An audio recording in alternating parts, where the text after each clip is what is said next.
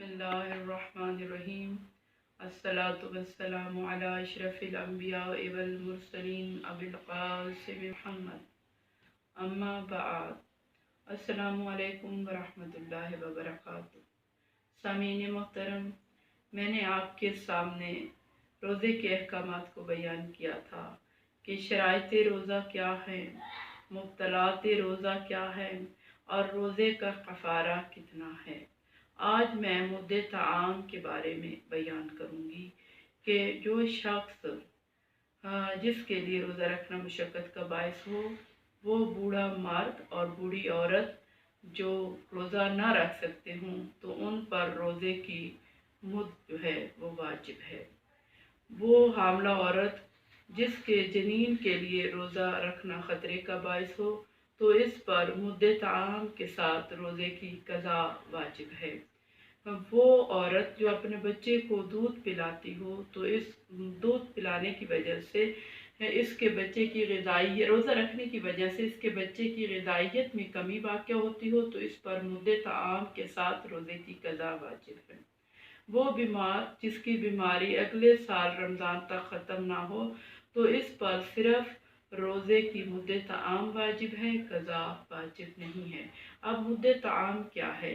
मुद्दे ताआम यह है कि एक मस्कीन या फ़कीर को पेट भर कर खाना खिलाया जाए और इस जो है रोज़े के बदले में 3 पाव गेहूँ जो है वो अदा की जाए। 3 पाव गेहूँ की कीमत जो है आप लगा के अपने मुल्क की करेंसी के हिसाब से तो वो आप दे सकते हैं मुद्दे ताआम में। और कोशिश करें कि जो ज़रूरतमंद हैं आजकल के अय्याम में, जैसे कोरोना लॉकडाउन चल रहा है, तो जो सवाल नहीं करते उन लोगों को जो है ये सदका का पैसा होता है तो उनको दिया जाए।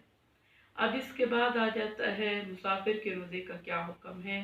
तो 8 फरसख पर नमाज कसर होती है, तो 8 फरसख पर रोज़ा भी कसर होता है। इसलिए रोज़ादार को चाहिए कि ज़वाले आफ्ताब से पहले सफ़र करके अपने वतन जो है वो लौट आए। और जिसका सफ़र करना पेश आओ, मसलन ड्राइवर वगैरह, तो इसका रोज़ा जो है वो पूरा बनता है। तो आज मेरे रोज़े के अहकामात जो हैं वो तमाम हुए। इंशाअल्लाह 2-3 रोज़ बाद अपने नए लेक्चर के साथ फिर हाजिर होंगी।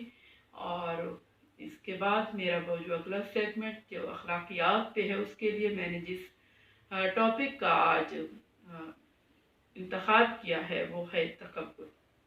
तकब्बुर जो है तज़किया नफ्स में से आ जाता है, इसकी किस्मों में से एक किस्म है। और जिस तरह से इंसान को झूठ, फ़रेब, दगाबाजी, ग़ीबत से बचना चाहिए, बिल्कुल इसी तरह से तकब्बुर से भी इंसान को परहेज़ करनी चाहिए। रिवायात में मिलता है कि आदम अलैहिस्सलाम ने 6 सूरतें मुलाहिज़ा की, 3 नूरानी थीं और 3 स्याह थीं। जब आदम अलैहिस्सलाम ने पहली सूरत को देखा, फरमाया मन अंती, तुम कौन है? तो ये कहती है आनल अकल, मैं अकल हूँ। फरमाया ऐना मकाम, तुम्हारा मकाम कहाँ है? कहा मेरा मकाम जो है वो दिल के अंदर है, दिमाग के अंदर है। फिर दूसरी सूरत को देखा, पूछा मन अंती, तुम कौन है? कहा आनल हया, मैं हया हूँ। फरमाया ऐना मकाम, तुम्हारा मकाम कहाँ है? कहा मकामी फिल अयून, मेरा मकाम जो है वो आँख के अंदर है। फिर एक सूरत को देखा, पूछा मन अंती, तुम कौन है? इसने कहा मैं लुत्फ़ करम और मेहरबानी हूँ। फरमाया ऐना मकाम, तुम्हारा मकाम कहाँ है? कहा मेरा मकाम दिल के अंदर है। फिर आदम अलैहिस्सलाम ने एक स्याह सूरत को देखा, पूछा मन अंती, तू कौन है? इसने कहा आना तकब्बुर, मैं तकब्बुर हूँ। फरमाया ऐना मकाम, तेरा मकाम कहाँ है? इसने कहा कि मेरा मकाम दिमाग के अंदर है। अब आदम अलैहिस्सलाम ने फरमाया कि दिमाग तो अकल का मकाम है। कहा जब मैं आ जाऊँ तो इंसान की अकल चली जाती, इंसान की अकल ज़ायल हो जाती है। यही वजह है कि तकब्बुर इंसान की अकल को ख़त्म कर देता है। तकब्बुर से आइम्मा मासूमीन अलैहिस्सलाम ने पनाह मांगी है। और रसूल काफ़ी में इमाम सज्जाद इरशाद फरमा रहे हैं, अजीब लिल मुतकब्बिरुल फ़खूर, कि मुझे ताज्जुब होता है इन गुरूर और तकब्बुर करने वालों جو کل نطفہ تھے غدن مردار ہو جائیں گے، ایسے مردے کہ اگر ان کے جسموں کو ہاتھ لگایا جائے تو انسان پر غسل مس میت واجب ہو جاتا ہے، غسل مس میت واجب ہو جاتا ہے، جبکہ باقی حیوانوں کے مردوں کو اگر ہاتھ لگاؤ تو آپ پر غسل مس میت واجب نہیں ہوتا۔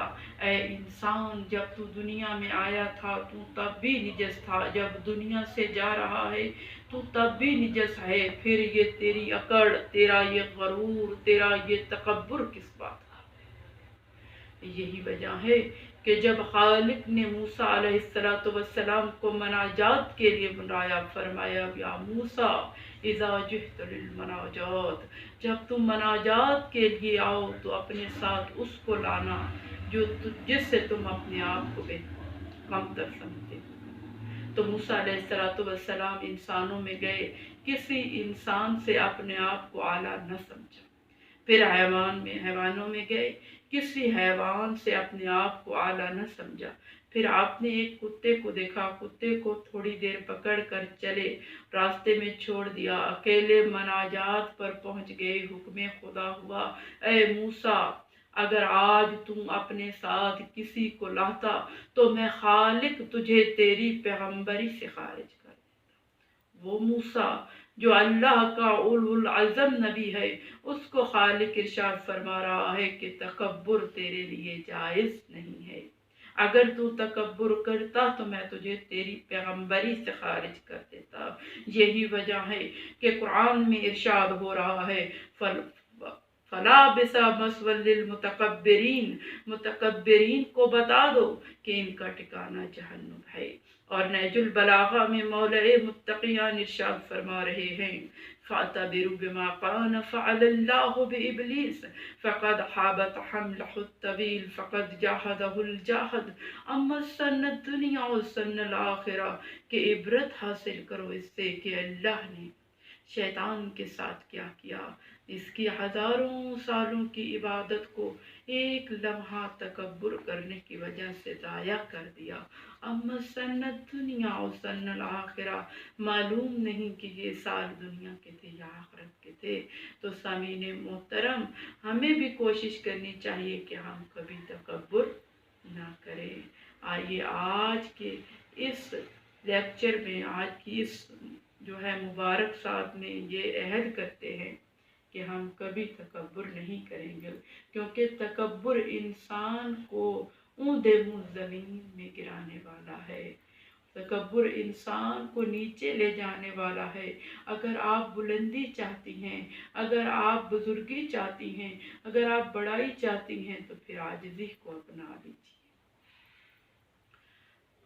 اور حل المشکلات کے لیے جو میں نے آج انتخاب کیا ہے وہ بے اولاد خواتین کے لیے، کہ جو میری خواہران بے اولاد ہیں، جن کی اولاد نہیں ہے، تو ان کو چاہیے کہ سورہ آل عمران کو زعفران سے لکھا کر 40 روز تک کسی جگ میں ڈال لیں اور اس کا پانی پئیں، اور 40 روز تک سورہ آل عمران کو پڑھیں، اور ہر نماز کے بعد رب لا تذرنی فردا وانت خیر الوارثین کی تسبیح پڑھا کریں۔ امید کرتی ہوں یہ میرا لیکچر آپ کے لیے یوزفل ثابت ہوگا۔